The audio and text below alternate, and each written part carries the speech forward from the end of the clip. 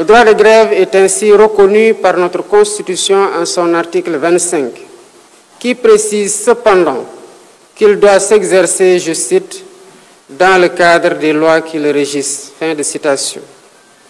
Ce droit peut être présenté comme l'expression la plus aboutie de notre engagement pour les droits fondamentaux des travailleurs.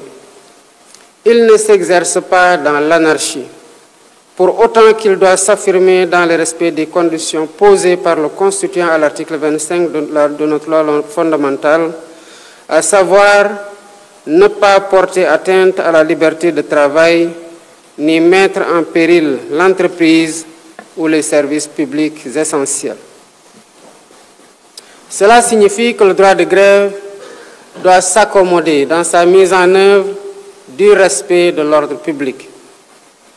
Il est donc aménagé pour assurer la préservation de la sécurité publique, de la salubrité, de la santé ou encore de la tranquillité publique. Composante essentielle de notre démocratie, le droit de grève donne voix aux revendications légitimes des travailleurs. Il ne doit pas être un prétexte pour compromettre la liberté de travail et la continuité du service public. Il y a un équilibre à rechercher et à promouvoir entre, d'une part, l'intérêt général et les intérêts particuliers des professionnels, d'autre part. Il en résulte que son exercice s'effectue dans le respect des droits collectifs, notamment dans des secteurs cruciaux tels que la santé, l'éducation et la sécurité publique. Dans ce sens, le Code du travail et le statut général de la fonction publique ont prévu les conditions requises pour un exercice licite du droit de grève. La loi numéro 61-33 du 15 juin 1961 portant statut général des fonctionnaires prévoit en effet des obligations telles que le préavis et le respect des services minimums qui garantissent la continuité des fonctions vitales de l'État. Le respect du bon ordre justifiera ainsi des réquisitions qui sont une limite importante mais nécessaire au droit de grève. Encadrés par des textes tels que l'article L276 du Code du travail, ces mesures administratives permettent d'assurer la continuité des services publics essentiels dans des circonstances exceptionnelles. Ces secteurs incluent non seulement les services publics administratifs, mais aussi des entreprises à vocation d'intérêt public, comme celles fournissant l'eau, l'électricité ou les transports en commun. Toutefois, il est essentiel que les réquisitions soient prises avec discernement et appliquées avec rigueur. Elles doivent respecter le principe fondamental de la proportionnalité, dans le but de préserver l'intérêt général sans compromettre la liberté syndicale ou vider le droit de grève de sa substance. Ces mesures, bien que nécessaires dans certains cas, doivent toujours être prises avec le souci de maintenir un équilibre entre la protection des droits individuels et la préservation des intérêts vitaux. La justice sénégalaise a, à plusieurs reprises dans sa jurisprudence, affirmé que le droit de grève doit être concilié avec la préservation de l'intérêt général. Les acteurs ne doivent donc pas perdre de vue que dans l'esprit de la loi, le préavis a pour objectif noble d'asseoir un cadre de concertation dans le but ultime d'éviter l'arrêt brutal et concerté du travail. J'encourage en conséquence les inspecteurs du travail et de la sécurité sociale et les magistrats compétents à promouvoir la conciliation qui est un levier important du dialogue social, car l'ordre public dépasse les seules prérogatives de l'État. Il est un bien commun reposant sur la sécurité, la tranquillité, la salubrité et le respect des libertés.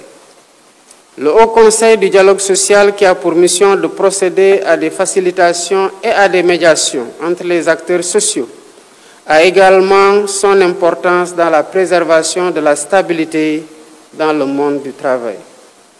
Dans ce sillage, le gouvernement dirigé par le Premier ministre, M. Ousmane Sonko, s'est engagé à renforcer les cadres de dialogue entre les différentes parties prenantes que sont les travailleurs, les employeurs et les autorités publiques. Au demeurant, le succès de l'agenda national de transformation Sénégal 2050 repose sur notre capacité à garantir une stabilité politique et sociale durable et à coordonner les efforts de tous les Sénégalais. La justice doit être garante en dernier ressort de la stabilité sociale. Chaque juge, dans l'intimité de sa conscience, doit toujours interroger son propre rapport à l'éthique et à la vérité, et dire le droit sans céder à l'injustice. La justice doit participer à cet effort d'introspection pour fortifier notre cohésion nationale, pour que plus jamais la récente histoire qui a traversé la période 2021-2024 ne se reproduise.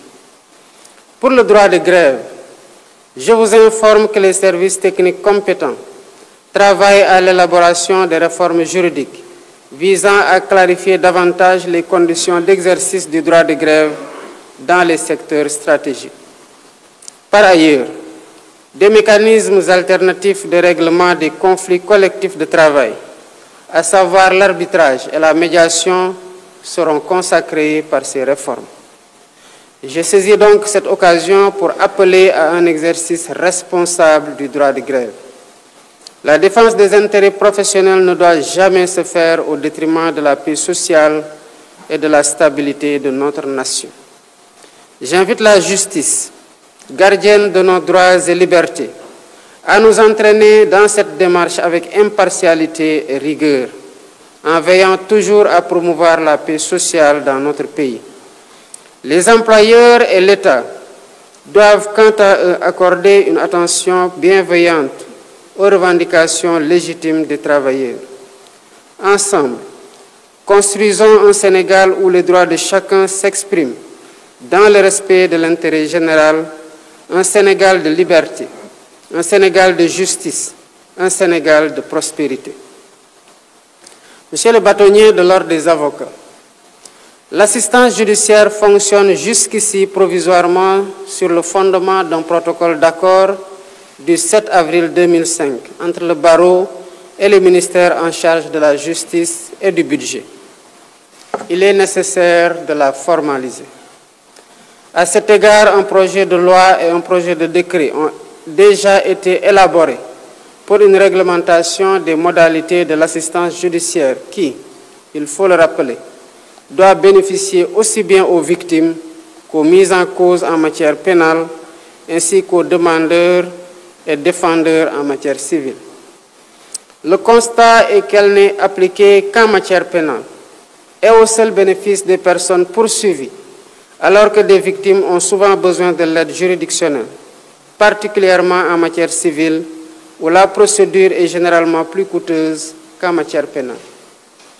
En ce qui concerne l'accès à la profession d'avocat, je voudrais rappeler les exigences des nouvelles normes communautaires, notamment le règlement d'exécution numéro 001-2019 de l'UEMOA, qui prévoit la mise en place dans chaque État de l'Union d'un centre de formation professionnelle des avocats.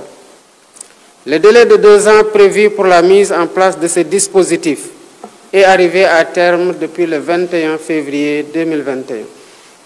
Pendant ce temps, et ce depuis près de 4 ans, de jeunes diplômés attendent de réaliser le rêve d'embrasser la profession d'avocat.